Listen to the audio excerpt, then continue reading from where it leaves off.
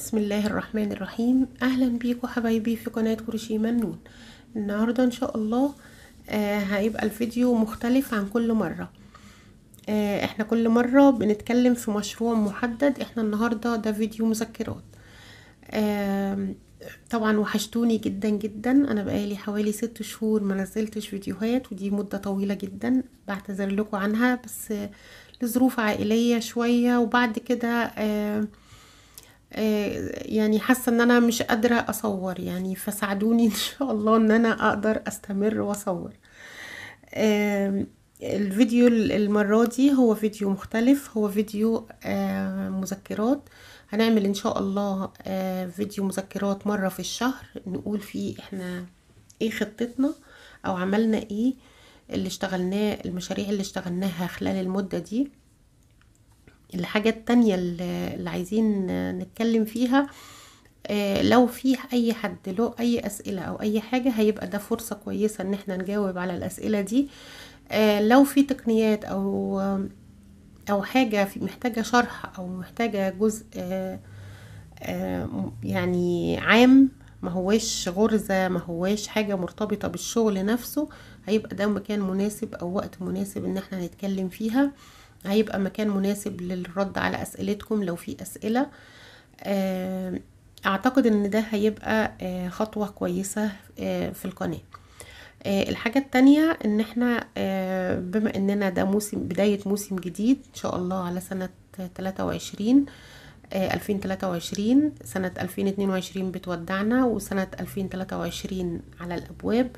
بقول لكم كل سنة وانتم طيبين. بداية الموسم الجديد إن شاء الله يكون موسم حلو لينا كلنا، يكون فيه مشاريع كتيرة اتعملت، يكون فيه ناس كتيرة استفادت.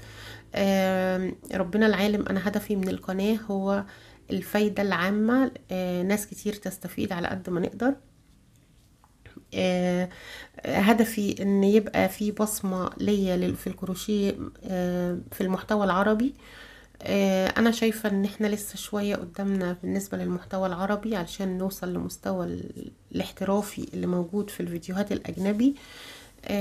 بحاول على قد ما بقدر ان انا اسد جزء من الفجوة دي. اعرفكم بنفسي الاول، انا ايمان فؤاد. يعني أم وجدة وعمري 55 سنة. عندي أحفاد، عندي بنتين أحفادي ربنا يخليهم لي يا رب، أحلى حاجة في الدنيا.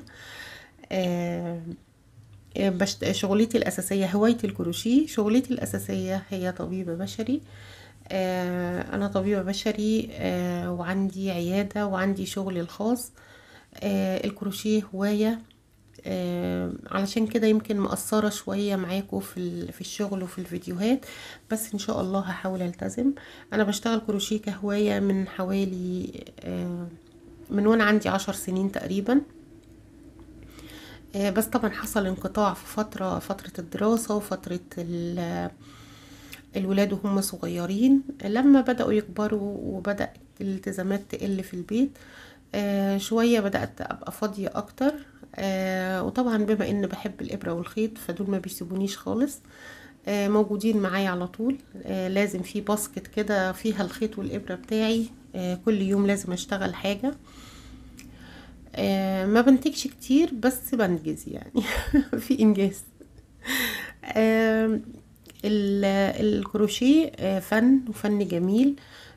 طبعا كلكم اكيد هتبقوا مقدرين الكلام اللي انا بقوله ده، لان احنا يعني هوسنا بالغرز وبالخيوط وبالإبر هوس لا نهائي، يعني بنحب القصة دي جدا. بنلاقي متعة في اننا من شوية خيط بننتج عمل تحفة زي اللي انتوا شايفينه ده. انا شايفة ان ده منتهى الابداع والانجاز يعني. طبعا اللي بيقولوا الكروشيه ده شغل عادي، لا هو مش شغل عادي خالص، هو فن زيه زي الرسم، زيه زي الموسيقى. طبعا كل ما قدرتي قيمة الشغل اللي انت بتشتغليه والفن اللي انت بتعمليه، كل ما كان هو له مردود عليكي، يعني انت بتبقي حاسة بانك بتعملي حاجة قيمة. خطتنا للسنة دي ان شاء الله هقولها لكم علشان ألزم نفسي بيها قدامكم. ان شاء الله احنا كل اسبوع هحاول انزل غرزة من غرز الكروشيه، وهحاول انزل وحدة. طبعا انا يعني الموضوع ده بياخد مني وقت كتير، لان انا بحاول اعمل سيرش على كل الباترونات بتاعه الغرزة، على كل الباترونات بتاعه الوحدة، على الاسماء بتاعتها،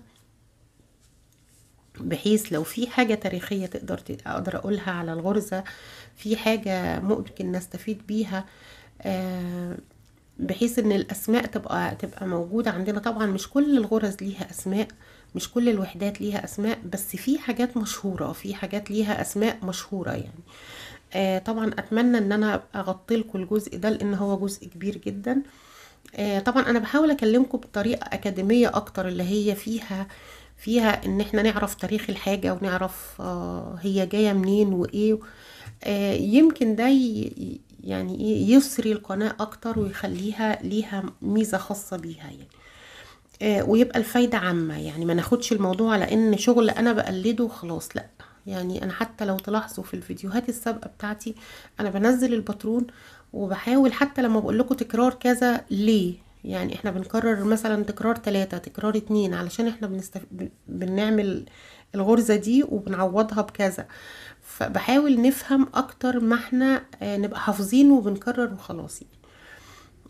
بالنسبة للباترون، انا بحاول بحطه على الشاشة، وبكتب الاختصارات علشان برضو الفايدة تعم اكتر، لان انت مجرد ما اتعلمتي قراية الباترون انت خلاص بتبقي انطلقتي، يعني اي حاجة بتعرفي تنفذيها، اي حاجة بتقدري تقومي تعمليها.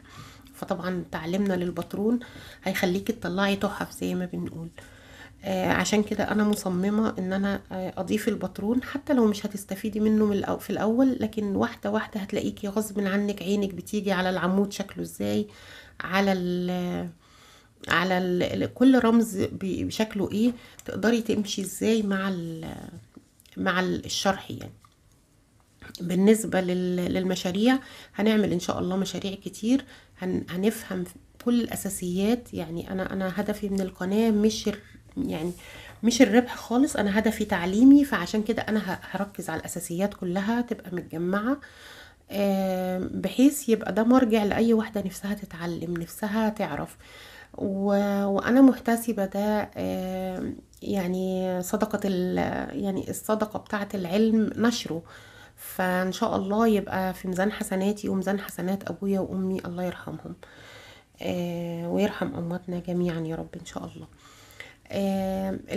الفترة اللي طولت عليكم طبعا في الكلام جدا يعني، بس يعني سامحوني، انا بقالي كتير ما اتكلمتش معاكم ووحشني جدا، فسامحوني لو كنت طولت عليكم يعني. الفترة دي انا انجزت كذا حاجة، مش كلهم عندي، لان في حاجات راحت هدايا يعني فخلاص خرجت، لكن في حاجات لسه موجودة عندي. انا عملت المفرش ده، هو المفرش ده حوالي 40 سنتي او اكتر من 40 سنتي شوية. انا اشتغلته بخيط قطن رفيع رفيع قوي يعني انا اشتغلت بابرة 1.25 25 ملي، يعني 1.25 ملي، 25 من 100 يعني اقصد، اللي هي 1.2 الخيط رفيع جدا، بس نتيجته رائعة بصراحة. هو ملوش وزن تقريبا، يعني هو ما يكملش 10 جرام المفرش، لان الخيط رفيع زي ما قلت لكم. بس انا كنت مستمتعة وانا بعمله، هو مخدش وقت، يعني تقريبا يومين كنت مخلصاه. بس انا كنت مستمتعة حقيقي وانا بعمله. الباترون بتاعه حوالي حاجة و30 سطر، حاجة و30 سطر، فهو سهل يعني. لو تحبوا نعمله ان شاء الله نعمله مع بعض. والباترونات اللي بالشكل ده بيبقى تنفيذها سهل، لان هو انت بتعرفي التكرار في واحدة وبتكرريه في الشكل التاني يعني.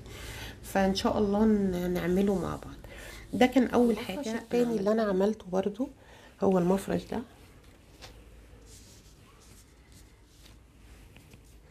انا بشتغل بخيط قطن الرفيع، يعني الخيط القطن اللي انا بشتغل بيه هو خيط قطن بشتريه شلل، وهو رفيع قوي زي ما انتوا شايفين، يعني انا مقربة جدا وزي ما انتوا شايفين هو رفيع قوي. هو المفرش ده بعمود بلفتين، وهو المقاس بتاعه هو برضو عدد الاسطر مش كتير، يعني حوالي 20 سطر، والمقاس بتاعه حوالي 30 سنتي برضو او اكتر شوية، اكتر من 30 سنتي. لو تحبوا برضو ننفذه مع بعض عرفوني في الكومنتات ننفذه مع بعض. بدأنا السكارفات. ده سكارف رجالي، سكارف رجالي انا عملته بالغرزة. طبعا الخيط سميك، كان الخيط بتاعنا ناكو فيزون. طبعا انتوا عارفين ناكو فيزون سميك. السكارف خد شلتين، الطول بتاعها 180، في العرض حوالي 18 سنتي. اشتغلتها بغرزة الجريت الستيتش. الغرزة دي اللي هي عمود وحشو، غرزة عمود وغرزة حشو. طبعا الامام والخلف الاتنين زي بعض. هي غرزة مناسبة جدا للحاجات الرجالي وللحاجات الشتوي، يعني لو هتعملي بيها حاجة لملابس اطفال كده مناسبة جدا. برضو لو تحبوا نعمل حاجة زي كده مع بعض عرفوني. السكارف ده انا عملته بخيط رفيع، ده السمك بتاع الخيط، هو مش مهير بس رفيع، يعني قريب من اليزا بيبي. هو خيط ستوك. الخيط كان جنجاه، بس بعد ما جبته لقيت الجنجاه بتاعه اطوال قصيره، يعني مش هتديني شكل ظريف يعني. فاضطريت اعمله بالشكل ده. اعتقد ان انا كنت موفقه في الاختيار بتاع الغرزه. هي غرزه جراني، عملته بالجراني ستريب، بس انا بشتغل بتكنيك ان انا بعمل الستريب الاولاني ده، وبعدين برجع اعمل الستريب التاني، وبعدين بعمل الستريب التالت. بتديني بعمل يعني بدأت بالكحلي، يبقى اكيد مش هبدأ تاني واحدة بالكحلي، ببدأها بالاصفر عشان يبقى في اختلاف في تبديل الالوان مع بعض. التكنيك سهل بسيط، وبتنجز بسرعة، يعني هي بتخلص بسرعة جدا. من الحاجات الجميلة فيها انها بتخلص بسرعة. احنا عارفين الجراني من الحاجات اللي ما بتقدمش ابدا، وفيها افكار كتيرة جدا. برضو ان شاء الله هنعمل حاجات جراني كتير مع بعض ان شاء الله. برضو لو تحبوا نعملها مع بعض عرفوني، وقولوا لي نعملها، اشتغلها معاكم ان شاء الله في القناة. دي كانت تالت حاجة عملتها، او تاني سكارف عملته. تالت سكارف هو السكارف ده. السكارف ده انا عملته بخيط اليزا بيركم، وعملت يعني انا اشتغلت السكارف. عملت الاول شبكة اللي هي شبكة الفيليه، عمود سلسلة عمود على طول كده زي ما انتوا شايفين، وبدأت ادكك الخيط عاملاه 3 فتلات 3، وفي الاخر بحط الشراشيب بتاعتي. هي مدياني افكت حلو قوي. يعني انا كنت قبل كده على القناة عملت معاكم نفس الفكرة دي، بس عملتها اللي هي البلان بولينج بالكاروهات. المرة دي انا عملتها بمنتهى السهولة بالطريقة دي، مدية تأثير حلو قوي وعجبتني، يعني بصراحة ممكن اكررها تاني. قولولي في التعليقات لو عجبتكم، او لو حابين نعملها مع بعض. هي فكرتها سهلة قوي.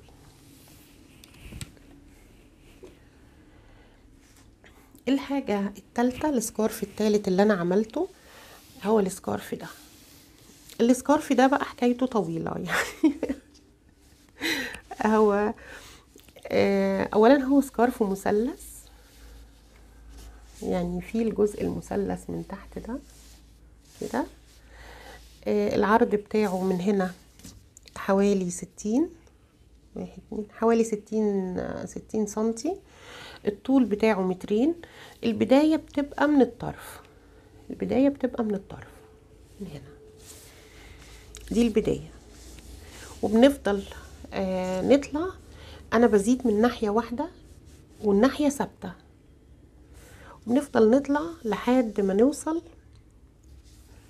اسفل بداية من طريقة الناحية التانية. البداية من هنا عشان اتجاه الوردة لفوق. بفضل اكمل لحد ما بوصل لاقصى عرض انا محتاجاه، بوصل للعرض اللي انا محتاجاه هنا، وبعدين ابدأ اعمل تناقص. يعني بعد ما بعمله كده برجع اعمل التناقص بتاعي تاني لحد ما انهي بنفس الطريقة. فهي فكرته حلوة، وكانت اول مرة اجرب الفكرة دي. بصراحة عجبتني. بس هي طويلة، يعني علشان تتشرح على القناة طويلة، لان الغرزة اللي انا اخترتها هي غرزة مكونة من 4 سطور. التزايد فيها انا باخد اول فترة دي، هي اول جزء لحد هنا ده ثابت ما بيتكررش، وبعدين عندي التلات اجزاء دول بيتكرروا، وبعد بيتكرروا لحد ما اوصل لاقصى جزء هنا، للجزء الاقصى في التزايد. وبعدين ابدا تناقص. التناقص برضو بيبقى فيه عندي تكرار 3 سطور في التناقص، وبعدين بعد ما اخلص التناقص بتاعي بوصل للجزء الاخير، ده جزء ثابت ما فيهوش تكرار. يبقى انا عندي جزئين ثابتين في الاول وفي الاخر، وعندي باترون للتزايد وعندي باترون للتناقص، فهم يعتبروا 4 باترونات في الشال ده او في السكارف ده. لو هننفذه ممكن ياخد فيديوهين، مش هيتعمل على فيديو واحد، مش ممكن يعني. بس هو جميل. طبعا عملت في الاخر الاطار ده ما كانش في الباترون، انا اللي يعني ده تأليفي انا، او ده اخترته لانه لقيته مناسب ان انا اعمله بالشكل ده، واداني شكل جميل. الاطار بتاعه انا شايفاه مناسب.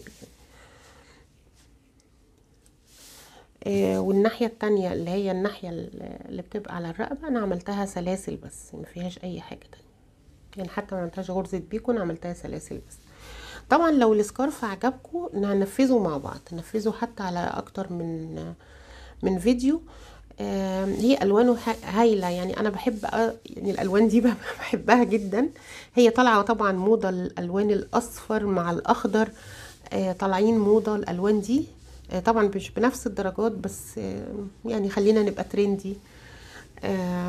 وده كان تالت سكارف او رابع سكارف. عملت بقى حاجات صغيره، يعني زي الايس كاب ده. هو ايس كاب يونيسكس، ينفع حريمي ورجالي.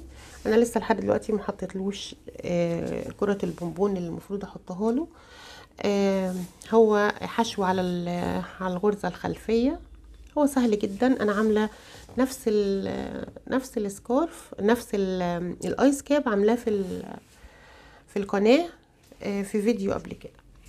عملت عملت ايس كاب تاني بالغرزة دي اللي هي السبايرال. برضو لسه المفروض هحط له كرة بونبون، انا لسه ما حطيتهاش. برضو ان شاء الله ننفذه مع بعض، حتى لو عملناه حاجة صغيرة تبقى الاطفال. يعني انا عاملاه ده كبير، ممكن نعمل نسخة تانية صغيرة على القناة منه.